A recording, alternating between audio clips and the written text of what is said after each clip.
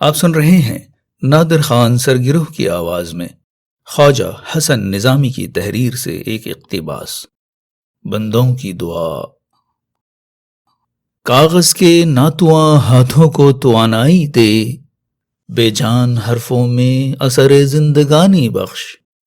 انمٹ تقدیروں کو نہ بدل مگر صبر کی تدبیریں، تسلیم و رضا کی لکیریں دل کی تسلی کے لیے بھیج۔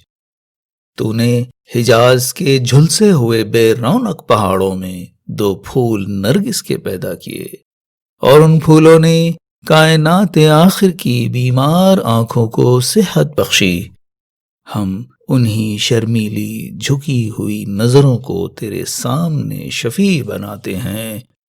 ہمارے دین و دنیا کے پہاڑوں میں عیش و راحت کے باغ لگا دے، اے خیالوں میں رہنے بسنے والے، مگر دانش و عرفان کی تمناؤں کو بے تاب رکھنے والے، اے ہر ذرے میں موجود مگر آفتاب تحقیق کی نظروں سے مخفی، اے ٹوٹے ہوئے دل کو نشے من بنانے والے، ہمارے پاش پاش دلوں کو بھی نوازنے آ جا۔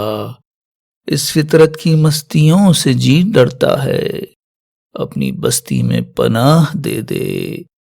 تجھ کو داتا کہیں، تجھ کو مولا کہیں، تجھ کو داور کہیں، تجھ کو کیا کچھ کہیں۔